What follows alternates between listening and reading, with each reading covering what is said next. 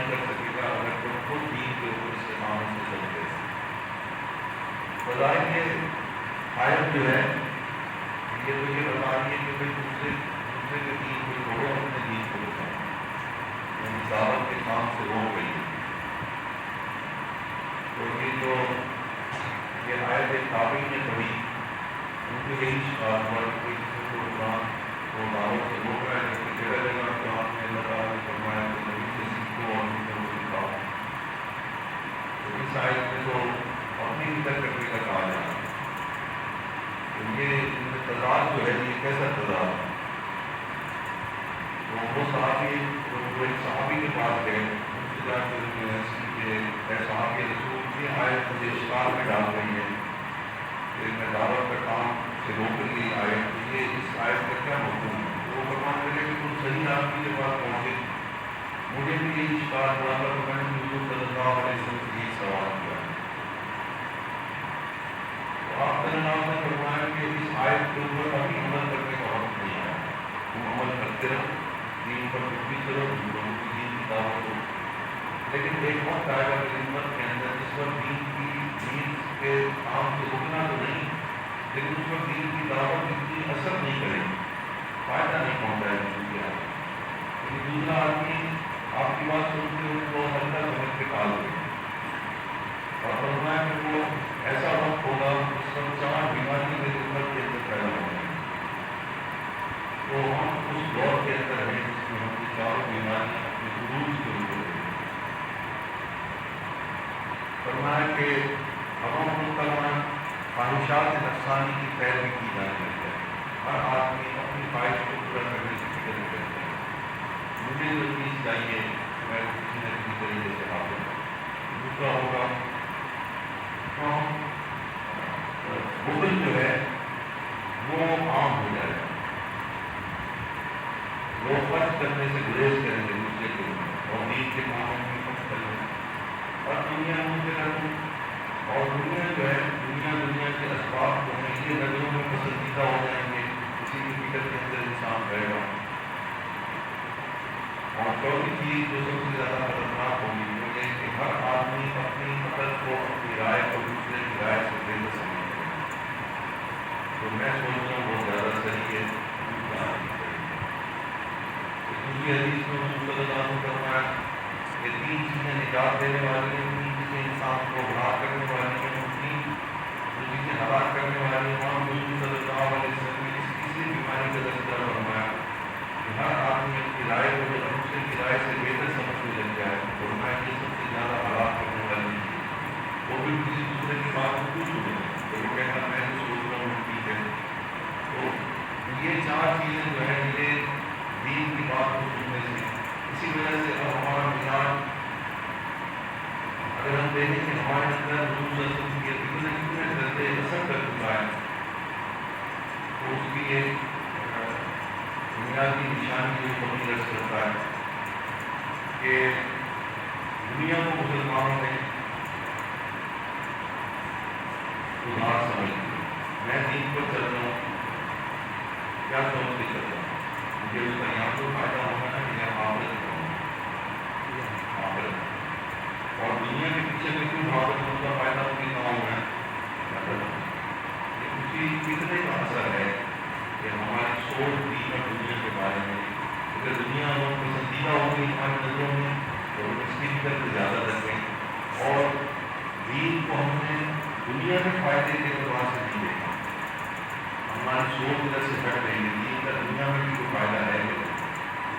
دوسرا اس کی نشانی ہمارے زندگیوں کے اندر کیا ہے. جب یہ بات آتی تو ہمارے دین کے اعمال جو ہیں وہ اب ہم 2 وجوہات سے کرتے ہیں.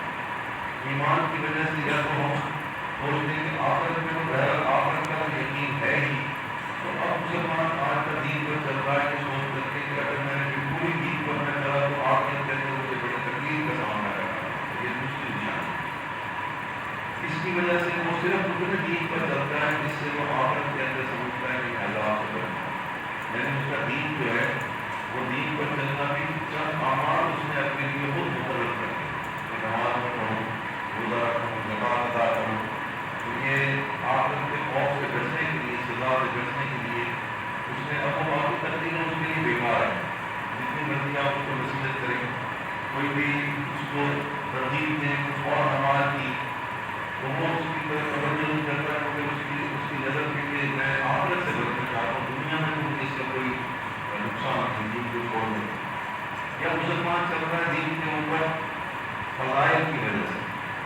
بدلہ اور ثواب اس کی نظر میں کہ میں اتنا کام کروں گا تو مجھے آخرت کے اندر اس کا اتنا بدلہ اور اتنا ثواب ملے گا.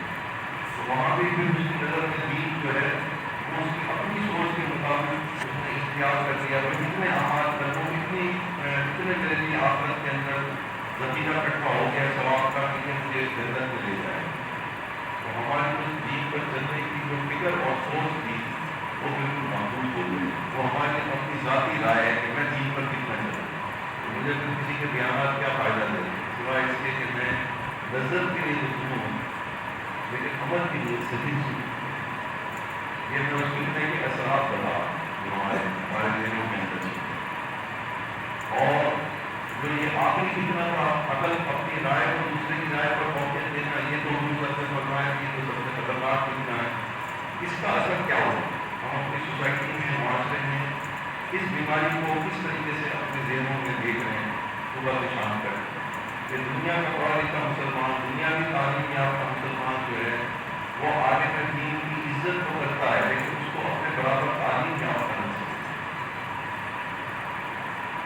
کوئی بھی دنیاوی تعلیم یافتہ جس نے دنیا میں کوئی ڈگری حاصل کی ہو پروفیسر ہو ڈاکٹر ہو انجینئر ہو یا قانون دان ہو جج ہو وہ بے شک دین کا کام بھی کر رہا ہے. وہ جس استاد سے دین پڑھ رہا ہے قرآن تک کی تفسیر پڑھ رہا ہے تو اس کو بھی اپنے برابر پڑھا لکھا نہیں سمجھے. وہ کہتا ہے قرآن کے معاملے میں یہ مجھ سے زیادہ جانتا ہے عربی جانتا ہے اس لیے اس کی عزت کروں کہ میں جب مجھے قرآن کی مجھے نہیں آتا مجھے عربی نہیں آتی اس وجہ سے وہ اس کی عزت کرتا ہے اس کو اپنا استاد مانتا ہے. لیکن اگر وہ خود ڈاکٹر ہے خود انجینئر ہے خود پروفیسر ہے خود قانون دان ہے تو ساتھ ساتھ وہ یہ بھی سوچتا ہے کہ میری تعلیم اس سے زیادہ ہے. آج کے دور میں جو تعلیم چلے گی وہ اس کے پاس نہیں. یہ اس فکرے کا وہ اثر ہے جو ہم اپنے معاشرے میں دیکھ رہے ہیں. دیندار مسلمانوں میں وہ اپنی رائے کو دوسرے کی رائے کے اوپر فوقیت اور اہمیت دینا ہے. یہ چوتھی بیماری کی جو اثر کرنا ہے کہ وہ اپنی رائے سے اس نے یہ کہا ہے. اب اس میں دو بیماریاں سمجھیں. عالم دین کو اپنے تعلیم یافتہ نہ سمجھنے کے اندر خرابی کیا ہے. ایک خرابی تو یہ ہے کہ اگر وہ سمجھتا ہے کہ اس نے یہ مضمون نہیں پڑھے یہ اس نے سارے مضامین اور یونیورسٹیوں میں یہ دیا نہیں اس نے یہ مضامین نہیں پڑھے تو اس کا مطلب ہے کہ وہ یہ کہہ کر کیا سمجھانا چاہ رہا ہے. یہ سمجھانا چاہ رہا ہے کہ حضور صلی اللہ علیہ وسلم کے دین میں ان تمام شعبوں کے اندر کمی رہ گئی. اور اگر وہ یہ سمجھ رہا ہے تو اس کا مطلب اس کی نظر میں اب ہدایت مکمل نہیں. ہر شعبے کے لیے اس دین میں اس کے لیے ہدایت ہے اگر یہ سمجھ رہا ہے. اگر یہ نہیں سمجھ رہا یہ بھی ساتھ ساتھ اس کو یقین ہے کہ نہیں یہ میں تو کہتا ہوں کہ ہدایت موجود ہے اور ہر زمانے کے لیے اس میں ہدایت موجود ہے. یہ کیسے ہو سکتا ہے کہ میری تعلیم کے بارے میں حضور صلی اللہ علیہ وسلم نے کچھ نہ فرمایا ہو. اگر وہ یہ کہہ رہا ہے کہ ہدایت تو موجود ہے پھر کیوں نہیں سمجھ رہا تو اس کا مطلب ہے کہ وہ یہ دعویٰ کر رہا ہے کہ ہدایت تو موجود ہے میرے شعبے کے بارے میں بھی اس دین کے اندر لیکن وہ ہدایت آج کے دور میں قابل عمل نہیں وہ پچھلے زمانے کی بھی ہدایت ہے.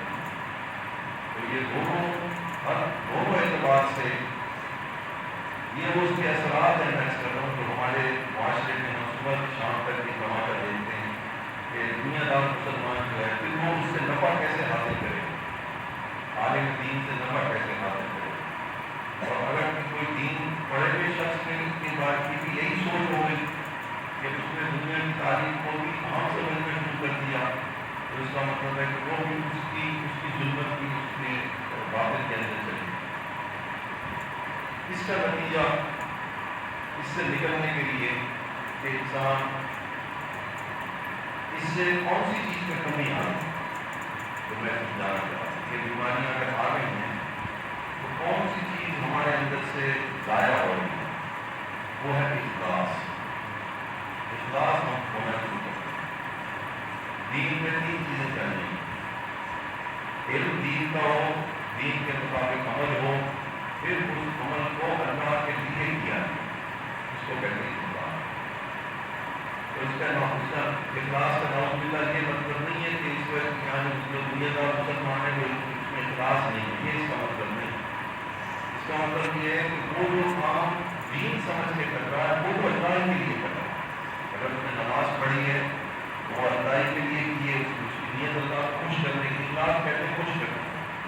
تو جس آدمی جس مسلمان کے ذہن میں یہ فتنہ ہے، اپنی رائے کو وہ بہتر سمجھ رہا ہے، مولوی صاحب کی رائے سے، عالم دین کی علم سے زیادہ سمجھ رہا ہے، وہ بھی ریاکار نہیں ہے، وہ کچھ اخلاق اس کے اندر بھی ہے، لیکن اس وقت ہے جب وہ کوئی دین کے نام پہ کوئی کام کرے، نماز پڑھے، روزہ رکھے، زکوٰۃ ادا کرے اور کوئی بھلائی کا کام کرے، تو اس کی نیت میں یہ ہوتا ہے کہ یہ کام میں اللہ کو خوش کرنے کے لیے کرتا ہے۔ لیکن یہاں اخلاص سے کیا چیز مراد ہے؟ یہاں اخلاص سے مراد یہ ہے کہ ہر کام کرتے ہوئے آدمی اس کام کو سوچے کہ کیا اس کام سے کیا خوش ہوں گے کہ نہیں ہوں گے، اس کام سے خوش ہوں گے کہ نہیں ہوں گے۔ اگر وہ دین پر اس نظر سے غور کرے تو بالکل اس کو یہ محسوس ہوگا کہ میرا تو کوئی کام ایسا ہے ہی نہیں صبح سے لے کے شام تک جس کے بارے میں مجھے کوئی ہدایت اللہ تعالیٰ کی طرف سے نہیں ہوئی۔ میرا پانی پینا، میرا بیٹھنا، میرا اٹھنا، میرا چلنا، میرا پیشاب کمانے کے لیے بیت الخلاء میں جانا، میرا باہر نکلنا، میرا گھر کے اندر داخل ہونا، میرا لباس پہننا، میں اس پیشے کے اندر کام کر رہا ہوں، ملازمت کر رہا ہوں، جو بھی میں نے سند حاصل کی ہے، جو بھی تعلیم حاصل کر کے گیا ہوں، اس کے اندر بھی ہدایت موجود ہے۔ تو جب اس کو یہ سمجھ میں آنے لگ جاتی ہے کہ یہ میرا دین مکمل ہے، مجھے ہر شعبے میری دکان میں بھی اس کا تعلق ہے، میری دکان میں بھی سے بھی اخلاص وہاں بھی میرے لیے ضروری ہے کہ میں اس کو اپنی تجارت کو اللہ کو خوش کرنے کے لیے کروں، اپنی ملازمت کو اللہ کو خوش کرنے کے لیے کروں۔ تو جب وہ غور کرتا ہے تو اس کو محسوس ہوتا ہے کہ اخلاص کا تعلق تو اللہ کو خوش کرنے کے لیے تو دین کا ہر مسئلہ ہی اللہ کو خوش کرنے والا ہے۔ تو یہ سوچ ہے کہ اللہ اخلاص اس کے اندر، اخلاص کی اس کو فکر پیدا ہو جائے کہ بھئی میں زیادہ سے زیادہ میں ہر کام میں اللہ کو خوش کرنے والا بن جاؤں۔ یہ جو سوچ ہے اس کی، یہ سوچ سوائے اللہ والوں کی صحبت کے اور کسی طریقے سے حاصل نہیں ہوتی۔ میں آپ کو سمجھانا چاہ رہا ہوں کہ کیسے۔ اسی وجہ سے اس دور کے اندر صالحین کی صحبت جیسے حضرت خانوی رحمۃ اللہ علیہ نے اپنے دور میں لکھا تھا کہ اللہ والوں کی صحبت اب فرض ہو گئی، وہ مسئلے کے اعتبار سے فرض نہیں ہوئی، ضرورت کے اعتبار سے فرض ہے۔ مطلب آپ اس کو سمجھیں کہ بیعت کرنا نماز کی طرح فرض ہو گیا، اس کا یہ مطلب ہے۔ اس کا مطلب ہے کہ اب اگر آپ چاہتے ہیں کہ آپ کا ایمان بن جائے، کیونکہ جو فتنے میں نے عرض کیے عقل کے فتنے، ان کے اندر بعض دفعہ ایمان کے ضائع ہونے کی بھی اشارے موجود ہیں، ایمان ضائع ہو سکتا ہے اس سوچ کی وجہ سے۔ تو یہ واجب فرض کا مطلب یہ ہے کہ اب اپنے ایمان کو بچانے کے لیے اللہ والوں کی صحبت کے علاوہ اور کوئی راستہ ہے۔ اللہ والوں کی صحبت میں تزکیہ ہوگا۔ تزکیہ کس کو کہتے ہیں؟ تزکیہ کہتے ہیں، آپ لوگ یہاں کھیتی باڑی کرتے ہیں، تزکیے کا مطلب ہے عربی میں کہ آپ نے فصل اگائی اور اس فصل کے اندر جڑی بوٹیاں بھی اگ گئی۔ اب آپ کی تزکیہ اصل میں عربی کا مطلب یہ ہے کہ آپ زمیندار جو اپنی فصل کو، زمین کی پوری طاقت اپنی فصل کو دینا چاہتا ہے تو وہ جڑی بوٹیوں کو بالکل قبول نہیں کرے۔ حالانکہ جڑی بوٹیاں ہوں گے تو نہیں اگائیں، تو وہ خود اگ گئی ہے۔ وہ کہتے ہیں زمین یا میری فصل، زمین کی طاقت کھا کے یہاں جڑی بوٹیاں بھی پک جائیں گی۔ تو اگر وہ اپنی فصل کے ساتھ مخلص ہے، اپنی فصل کو بچانا چاہتا ہے، پیداوار زیادہ سے زیادہ لینا چاہتا ہے، تو وہ ایک جڑی بوٹی کو بھی قبول نہیں کرے گا اور وہ اس کو نکالنے کے لیے بندے اندر بھیجے گا، ہاتھ سے نکالنے کے لیے یا دوائیں استعمال کرے گا تلف کرنے کے لیے۔ تو غیر ضروری انسان کی زمین کی طاقت کسی ایسی چیز کو پہنچنے لگ جائے جو جس سے اس کو کوئی فائدہ نہ ہو، اس کو اکھیڑنے کو بس کیا جائے۔ تو انسان کی سوچ میں کوئی ایسی بات بیٹھ جائے جو اس کے دین کو نقصان پہنچا رہی ہو، اس کے دل میں کوئی ایسی بات بیٹھ جائے جو اس کے دین کو نقصان پہنچا رہی ہو، تو اس کو اکھیڑنا، اپنے دل و دماغ سے نکالنا، اس کو بس کیا جائے۔ اور یہ عمل، یہ کام سوائے اللہ والوں کے اس امت کے اندر اور کسی گروہ کے پاس نہیں، یہ طریقہ۔ اور جتنا تزکیہ ہوگا اتنا ہی اخلاص اصل میں نصیب۔ اب اس دور کے اندر اب اخلاص کا پتہ کیسے چلے گا؟ یہ کیسے پتہ لگے گا کہ آپ کے اندر اخلاص پیدا ہو گیا ہے؟ یہ جو اپنی عقل کو زیادہ، اپنے آپ کو زیادہ تعلیم یافتہ سمجھنا عالم دین سے، وہ یہ دعویٰ کرنا ہے کہ میرا ایک حضور صلی اللہ علیہ وسلم کے علم سے بھی زیادہ ہے، اس کو بھی کرنا، اس کے فتنے کا اثر کس چیز کے اوپر پڑے گا؟ کس چیز کا اثر اس کے اوپر پڑے گا؟ صرف اور صرف ایک پیمانہ ہے، اخلاص نظر نہیں آتا، یاد رکھیں اخلاص نظر نہیں آتا، یہ دل کی کیفیت کا نام، سوچ کا اس کے ساتھ تعلق ہے، اور علم بھی نظر نہیں آتا۔ دین کے 3 شعبے ہیں، علم، عمل اور اخلاص۔ نہ علم نظر آتا ہے، نہ اخلاص نظر آتا ہے، کون سی چیز نظر آتی ہے؟ عمل نظر آتا ہے۔ یہ عمل اصل میں پیمانہ ہے علم کا بھی اور اخلاص کا۔ عمل بتائے گا کہ آپ کتنے اللہ کے ساتھ مخلص ہو رہے ہیں، اور آپ کا علم جو ہے وہ کس درجے کا آپ کے پاس شریعت کا علم ہے، یہ عمل بتائے گا۔ اسی وجہ سے کہ قرآن مجید میں جہاں جہاں ذکر آیا بزرگی کا، اللہ تعالیٰ نے وَسَمَّاكُمُ الْمُسْلِمِينَ إِنَّ الدِّينَ عِندَ اللَّهِ الْإِسْلَامُ، اللہ تعالیٰ کے نزدیک کو فرما برداری کر کے دکھانا یہ دین، پریکٹیکل کر کے دکھانا۔ دوسرے کا فرمایا اس نے تمہارا نام ہی مسلمان رکھا ہے، یعنی تم اپنے کاموں سے پہچانے جاؤ گے کہ تم کتنے اللہ والے ہو، اللہ کو کتنے خوش کرنے والے ہیں۔ تو یہ مسلمان کے لفظ مسلمان ہی ہے، اسلام جو ہے اس کا تعلق اعمال کے ساتھ ہے۔ عمل بتائے گا کہ آپ کتنے مخلص بنتے ہیں اللہ تعالیٰ کے، اور عمل بتائے گا کہ آپ کا علم کتنا۔ اب اس کی دونوں کو بچانے کے لیے عمل اس کا پیغام ہے۔ اب جب آپ اللہ والوں کی صحبت اختیار کریں گے تو اللہ والوں کی صحبت میں پہلی چیز 2 آدمی ہیں، جہاں اور بات سمجھاتا کر رہا ہوں، 2 آدمی ہیں جو 2 مرید ہیں جو اپنے شہر سے فائدہ اٹھا سکتے، باقی کوئی مرید شہر سے کامل فائدہ نہیں اٹھا۔ ایک تو وہ مرید جس کو اپنے شہر سے بے پناہ محبت ہو، کیونکہ وہ محبت کی وجہ سے اس کے باطن سے فیض کو کھینچتا ہے، محبت کی وجہ سے۔ تو پتہ نہیں ہوتا کہ میرے شہر کے پاس اتنا فیض ہے، لیکن محبت اس کے فیض کو کھینچتا ہے۔ جب محبت سے وہ فیض کھینچتا ہے اپنے باطن میں، تو اس کا علم بھی درست ہو جاتا ہے، اور اس کا اخلاص بھی درست ہو جاتا ہے، اور اس کا پتہ کرتا ہے اس کے عمل سے۔ یہ میں ابھی سمجھانے کی کوشش کروں گا۔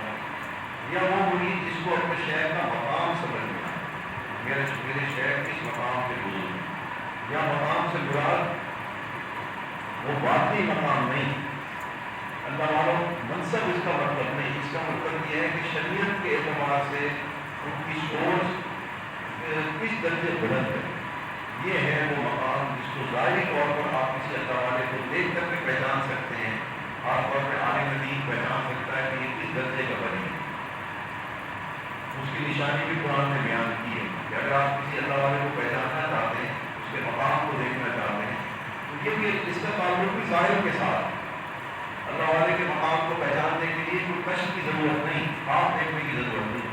ایک ہے اللہ والے کا مقام شریعت کی نظر میں ظاہر، وہ قرآن بیان کر رہا ہے۔ ایک اللہ والے کا مقام اللہ تعالیٰ کی نظر میں بحیثیت منصب ہے، اس کو تو ہم بھی جان سکتے ہیں دنیا کے اندر، اس کو تو ہم نہیں دیکھ سکتے، لیکن ہم ظاہری مقام کو اللہ والے کو دیکھ سکتے ہیں۔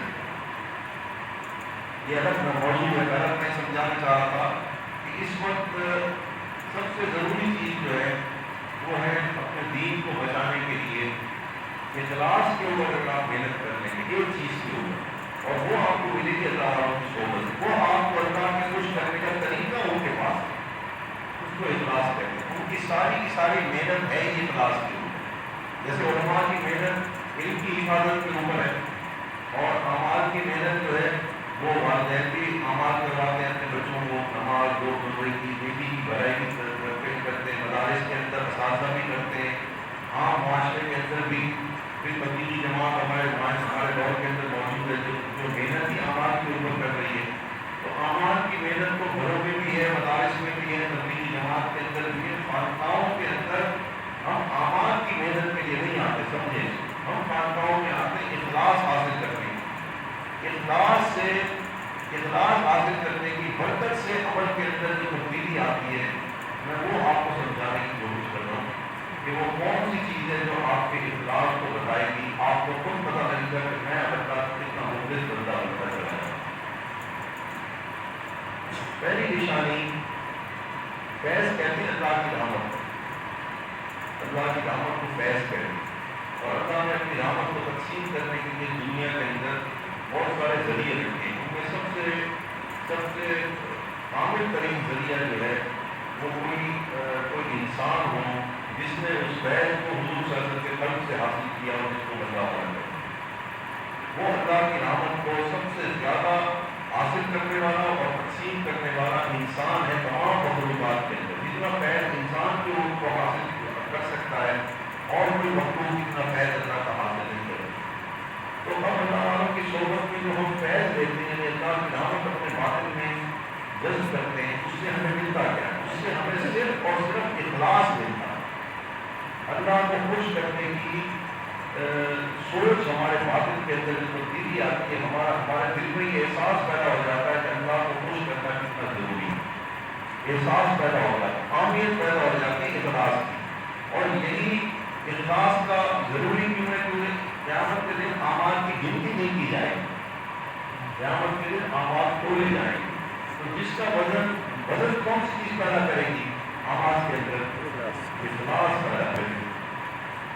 اور صحابہ میں اور غیر صحابی کے اندر فرق کس چیز کا ہے؟ اعمال کا فرق ہے یا اخلاص کا فرق ہے؟ اخلاص کا فرق.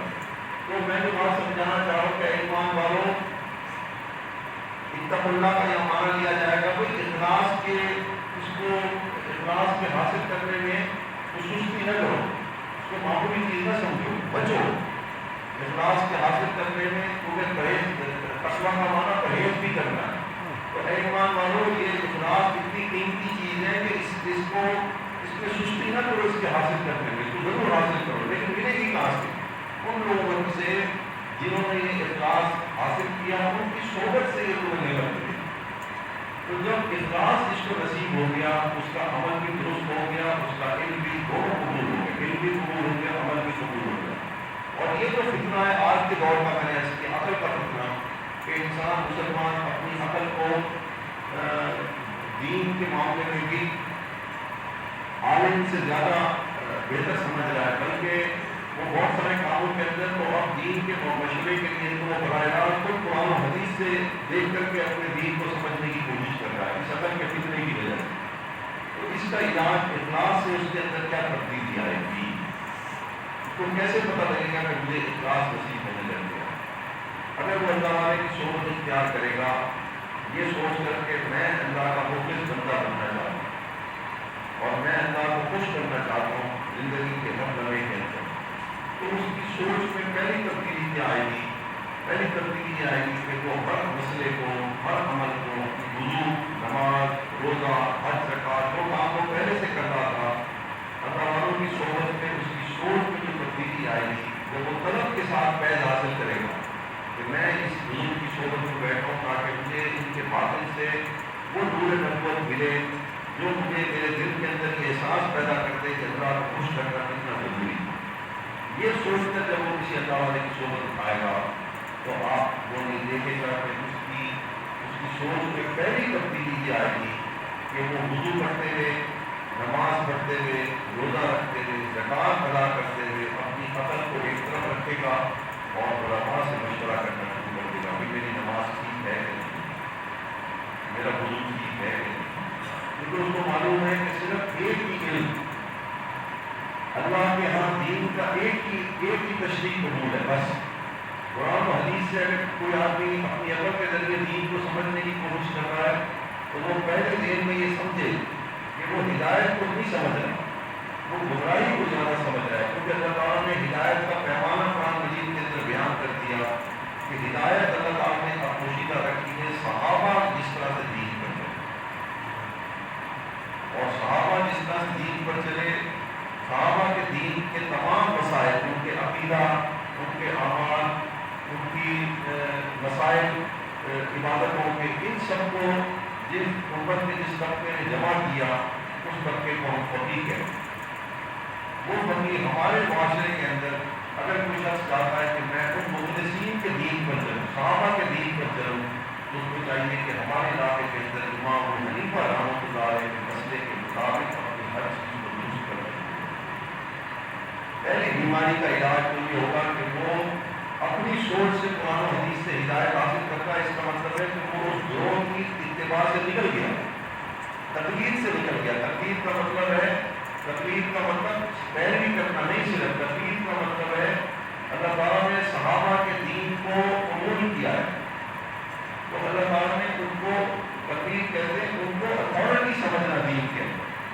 عقیدے میں بھی وہ اتھارٹی ہیں، ان کے عقیدے کو اگر میں سمجھوں گا تو اللہ نے تو اتھارٹی سمجھنا دین کے اندر۔ اب انسان اگر اپنی عقل کو اتھارٹی سمجھے گا کہ میری عقل جو ہے وہ زیادہ بہتر فیصلہ کر سکتی ہے کہ حق کیا ہے، باطل کیا ہے، صحیح بات کیا ہے، غلط بات کیا ہے، تو صحابہ کو بھی بائی پاس کرتی ہے اور اپنی طرف سے جب حق کو سمجھنے کی کوشش کرے گا تو گمراہی کے امکانات زیادہ ہیں۔ تو پہلی نشانی اس کے اندر یہ آئے گی کہ وہ ایک ایک مسئلہ فقہ حنفی کے مطابق پوچھ کے اپنی نماز، روزہ، عبادات کو درست کرے گا، اور جب وہ فقہ حنفی کی طرف دیکھے گا تو اس کو اس کی محتاجی سمجھ میں آئے گی، آج دین کی وہ قدر ہوگی کہ یہ کیونکہ اب اللہ تعالیٰ خوش ہوتے ہیں کس سے؟ وہ تو صحابہ کے پیچھے چلا۔ والسابقون الأولون من المهاجرين والأنصار والذين اتبعوهم بإحسان رضي الله عنهم ورضوا عنه۔ اب اللہ تعالیٰ نے فیصلہ کر دیا کہ میں تو اب صرف اسی مسلمان سے راضی ہوں قیامت تک جس نے صحابہ کے طریقے کے اوپر اپنے دین کے اوپر چل کے دکھایا۔ تو صحابہ کے دین کو ہمارے علاقے کے اندر جن علماء نے صحابہ کے مسائل جو موجود تھے امت کے اندر ان کو جو اکٹھا کیا تو وہ ہمارے یہاں اہل سنت والجماعت کے اسی کو اہل سنت والجماعت کا طریقہ کہتے ہیں، یعنی حضور صلی اللہ علیہ وسلم کا دین اور اس دین پر صحابہ کیسے چلے۔ ہمارے علاقے میں اہل سنت والجماعت کے جو علماء موجود ہیں وہ ان کے پاس وہ تشریح ہے کہ امام ابو حنیفہ رحمۃ اللہ علیہ نے صحابہ کی دین پر چلنے کی تشریح کی، اور جہاں جہاں ان کے اعمال نہیں ملے وہاں انہوں نے ان کے اعمال کے اوپر غور و فکر کر کے اور اس میں سے مسئلہ نکالا کہ اگر صحابہ کے سامنے یہ مسئلہ آتا تو شاید وہ بھی یہی جواب دیتے کہ منسوخ ہے۔ پہلی نشانی یہ ہے کہ آپ ہر مسئلے کو، اگر وہ رنگے سے نماز پڑھ رہا ہو، جن کا چھوٹی سی مثال ہے، اگر وہ مسلمان نماز کو اللہ کو خوش کرنے کے لیے پڑھ رہا تھا لیکن ابھی نماز کے اندر بھی بہت ساری چیزیں وہ اخلاص کے ساتھ نہیں کر رہا، اگر وہ رنگے سے نماز پڑھ رہا ہے اس کا مطلب ہے کہ وہ اس کے اندر اس مسئلے کے اندر اللہ کو ناراض کر رہا ہے۔ اگر وہ کلمے ڈھانپ کے نماز پڑھ رہا ہے اس کا مطلب ہے کہ نماز من جملہ تو اس نے اللہ کو خوش کرنے کے لیے پڑھی ہے، لیکن ابھی نماز کے اندر بہت سارے کام وہ ایسے کر رہا ہے جس سے اللہ ناراض بھی ہو رہا ہے۔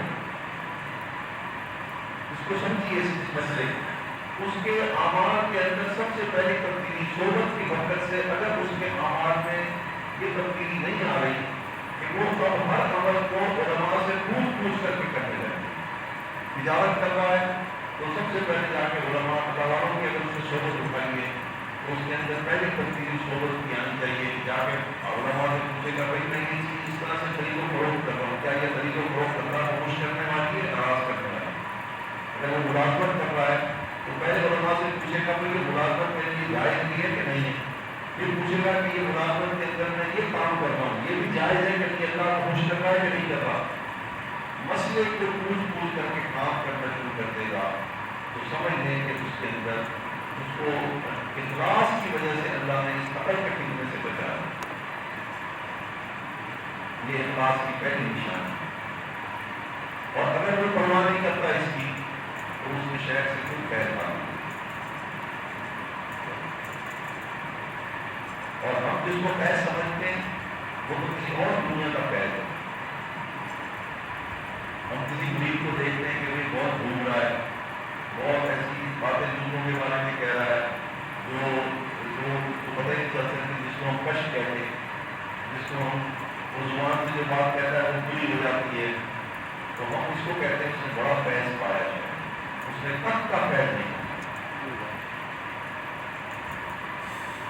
پایا، اس نے کچھ فیض کو بھی سمجھی۔ فیض پانے والا کون ہے؟ فیض پانے والا وہ ہے جس نے حضور صلی اللہ علیہ وسلم کے باطن سے جو نور صحابہ کے باطن میں منتقل ہوا، اس نور کو جب وہ اس کے اندر منتقل ہوگا تو پہلی نشانی اس کے عمل میں جو تبدیلی آئے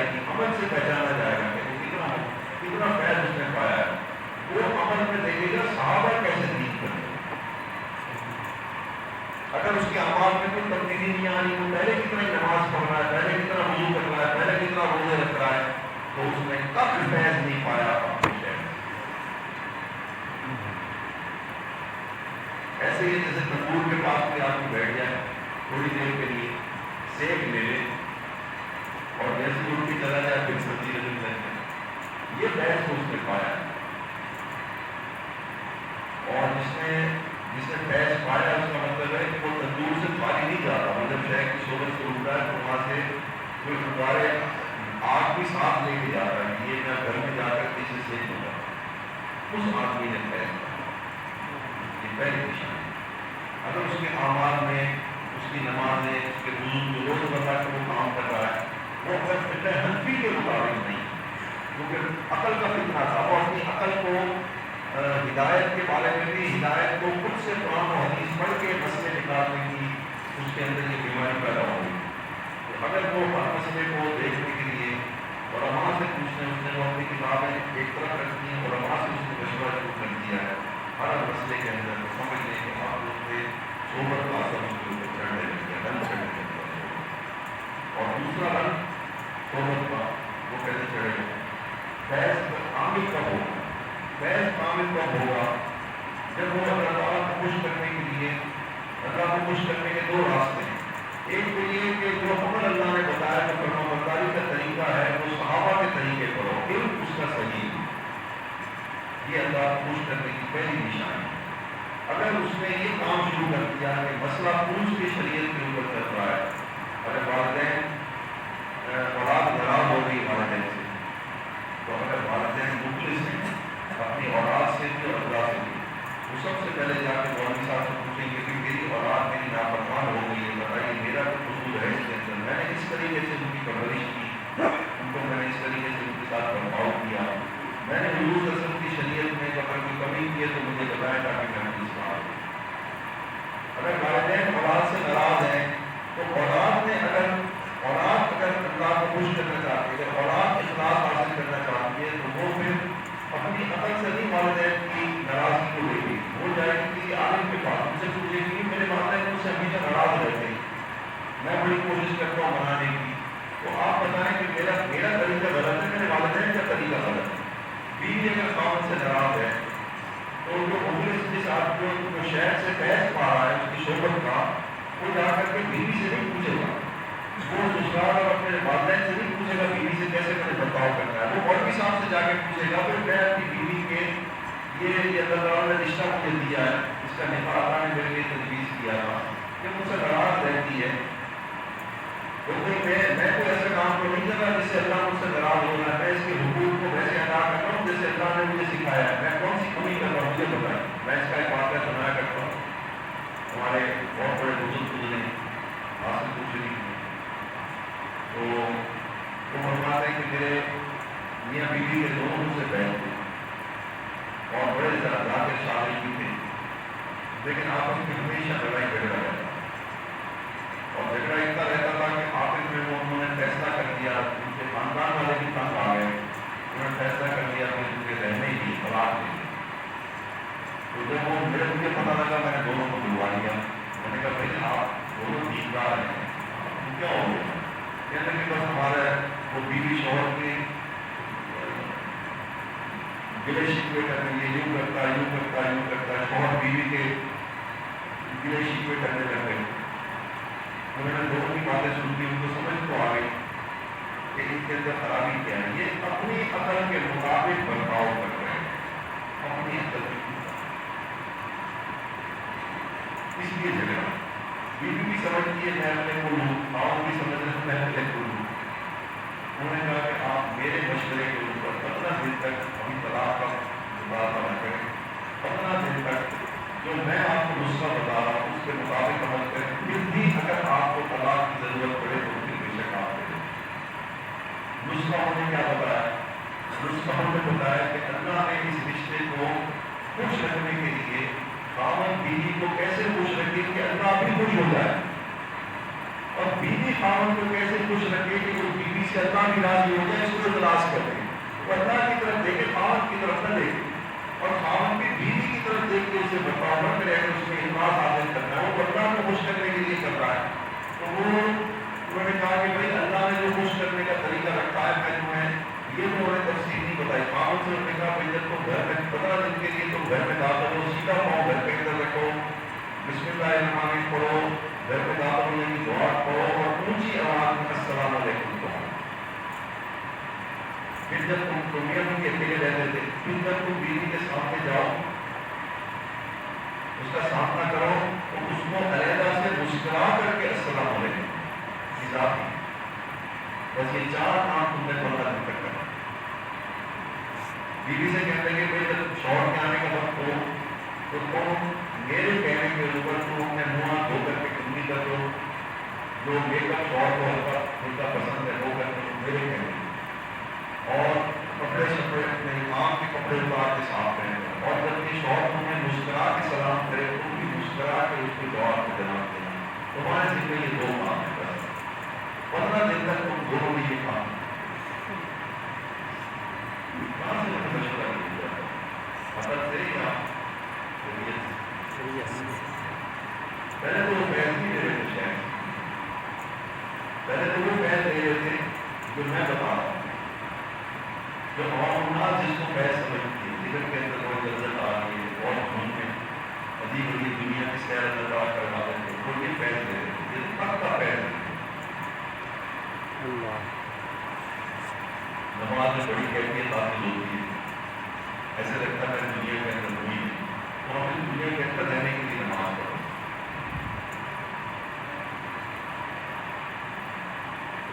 پندرہ دن کے بعد آئے مسکراتے ہنستے ہوئے, کہنے کی عزت کون سی پڑا,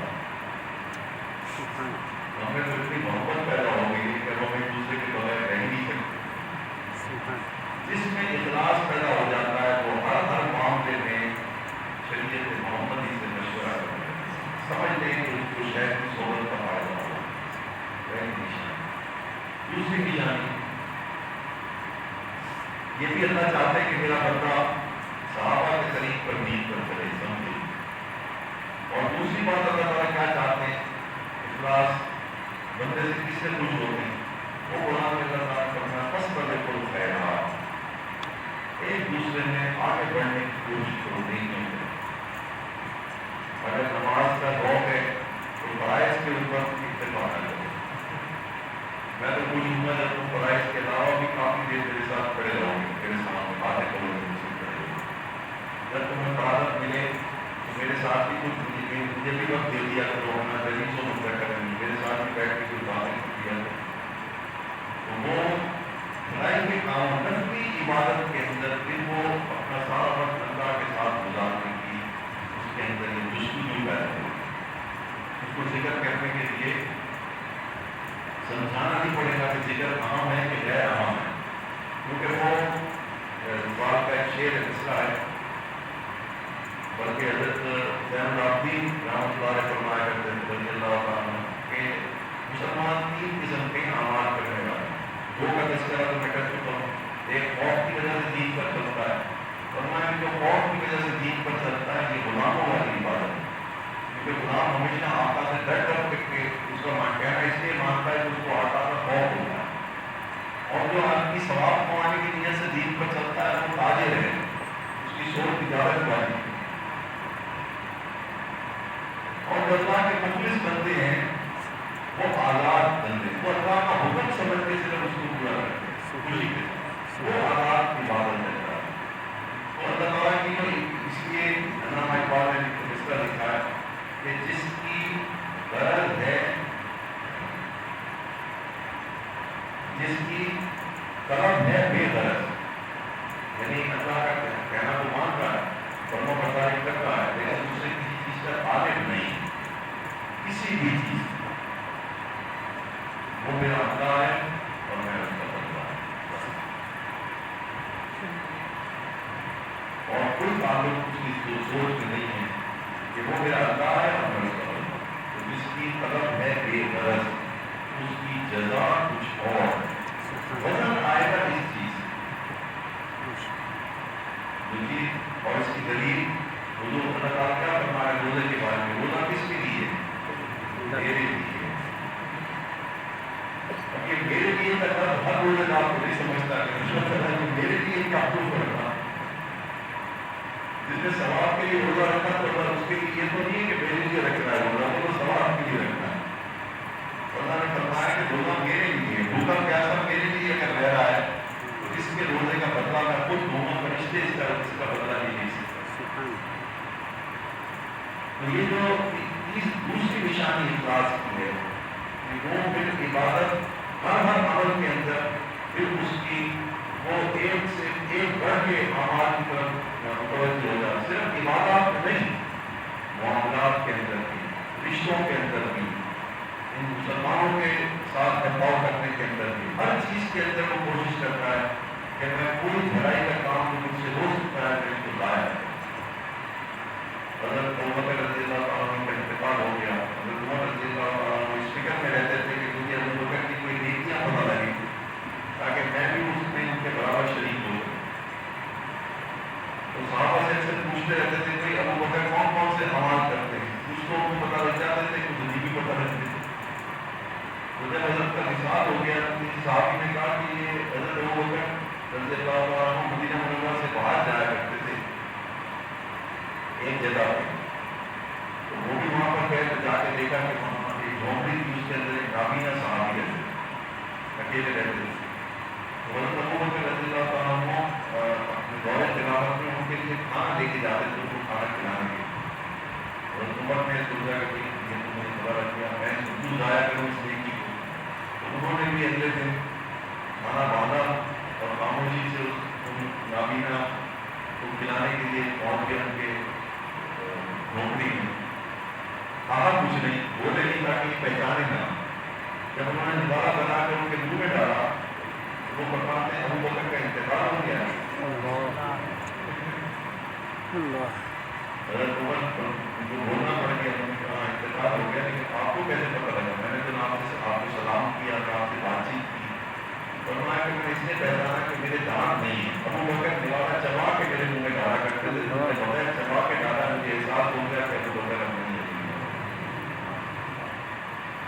بس اور پھر دوڑو اللہ کی طرف، کوئی نیکی ضائع نہ کرو. یہ کون مانگ رہا ہے؟ کون طلب کر رہا ہے؟ جو اس کے مخلص بنتے ہیں، جو اس کو خوش کرنا چاہیں گے، تو وہ اللہ کے ان الفاظ کی طرف متوجہ ہوں گے کہ اللہ تعالیٰ ان سے خوش ہو رہے ہیں. اعمال میں زیادتی کریں گے، کسی عمل کو ہلکا سمجھ کے نہیں چھوڑیں گے.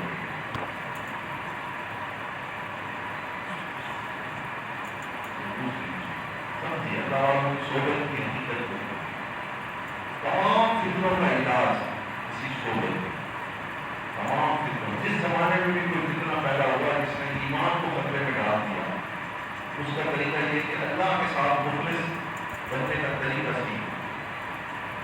جب آپ اللہ کے ساتھ اخلاص سیکھنے والوں کی محنت میں لگ جائیں گے، سب کچھ ٹھیک ہو جائے گا. علم بھی درست ہو جائے گا، وہ بھی قبول ہو جائے گا. کیونکہ ہم کہتے ہیں کہ بھائی علم بغیر اخلاص کے خطرہ ہے، اعمال بغیر اخلاص کے خطرہ ہے. لیکن جب آپ اخلاص کی جڑ پکڑ لیں گے تو دونوں کچھ بہت صحیح ہو جائیں گے. ایک دروازے کو پکڑ لیں تو دونوں دروازے دین کے صحیح ہو جائیں گے. اگر الگ الگ پکڑنے کی کوشش کریں گے تو پھر ساری زندگی کبھی ادھر کبھی ادھر پھرتے رہیں گے. اللہ تعالیٰ اپنی یہ بات صالحین کی صحبت کی وہ سمجھیں، معمولی چیز نہیں.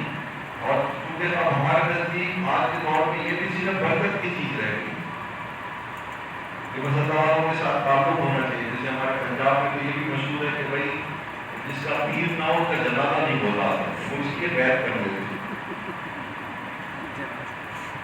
دیہات کے لوگ وہ کہتے ہیں کہ جنازہ تو ہمارا صحیح ہو جائے گا اگر پیر ہوگا ہمارا. تو یہ بھی بحث کی ایک قسم ہے. کسی درجے میں تو میں سمجھانا چاہ رہا ہوں کہ اس کی یہ اللہ تعالیٰ کا آسان ترین راستہ ہے. صحابہ نے اس رستے کو اللہ تعالیٰ نے ان کو یہ نصیب کروایا. اور جب اور انہوں نے اس اخلاص کس رستے سے حاصل کیا؟ محمد حضور صلی اللہ علیہ وسلم کے فاتح سے جو فیض انہوں نے کھینچا، وہ فیض نے براہ راست ان کو اخلاص کے درجے میں پہنچا دیا کہ ان کا علم بھی درست ہو گیا اور ان کے اعمال کے اندر بھی سب کا خود بہت. ان کو اعمال کی زیادتیاں سمجھانے کی حضور صلی اللہ علیہ وسلم کی ضرورت ہی پیش آئی. صرف آپ کی صحبت سے صحابہ کرام یہ ساری چیزیں پا رہے ہیں. اللہ تعالیٰ ہمیں بھی اس نظر سے اپنے شہر کی فیض حاصل کرنے والا بنائے. اور اس کا طریقہ کیا ہے؟ اس کا طریقہ یہی ہے، جب بھی اپنے شہر کی صحبت اٹھانے کے لیے جائیں تو اپنے باطن میں یہ سوچ کے جائیں میں کہاں کہاں عمل کے اندر میرے اندر کون کون سی کوتاہی ہے، میں کتنا ہلکا سمجھ کے کسی عمل کو کروں. یہ سوچیں، کبھی پہلے سوچیں، پھر صحبت کے لیے جائیں. صحبت پہ بیٹھ کر کے صرف اور صرف یہ سوچیں کہ میرے شہر کے اوپر اللہ کی رحمت برس رہی ہے، وہ میرے شہر سے ہو کے میرے اوپر بھی برس رہا ہے. یہ ہے آداب فیض حاصل کرنے کے صحبت اٹھانے کا طریقہ میں سمجھا. اور نیت یہ کریں کہ یہ جو میں برائیاں اتنی بیماریاں سوچ کے آیا ہوں، یہ فیض میں اس لیے حاصل کرتا ہوں کہ یہ بیماریوں سے میری جان چھوٹے. جب تک یہ بیماریوں سے جان نہیں چھوٹے کہ اللہ تعالیٰ مجھ سے خوش نہیں ہوں. اخلاص حاصل کرنے کی نیت سے فیض حاصل کریں، اور فیض حاصل کرتا ہے رحمت کو اپنے اوپر برستا ہوا محسوس کریں جب تک ان کے پاس بیٹھا.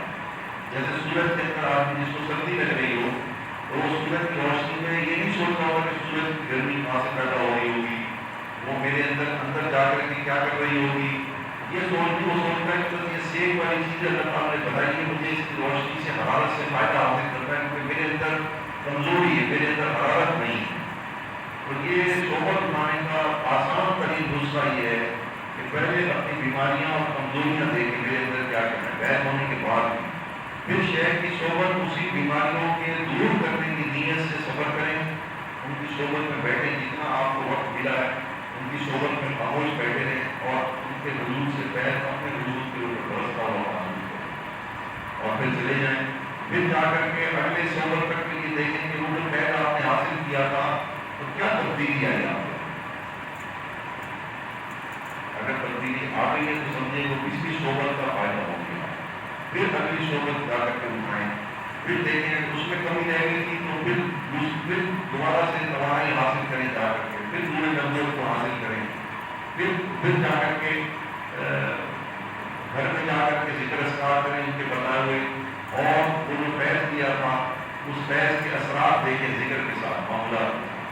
یہ وہ طریقہ ہے جس کی برکت سے دنوں کے اندر آپ کے اندر یہ تبدیلی آ سکتی ہے جو میں سمجھانا چاہتا ہوں. اللہ تعالیٰ مجھے بھی اور آپ سب حضرات کو بھی صحبت سے یہ وہ چیز ہے ایک زمانہ صحبت کے پاس ہے.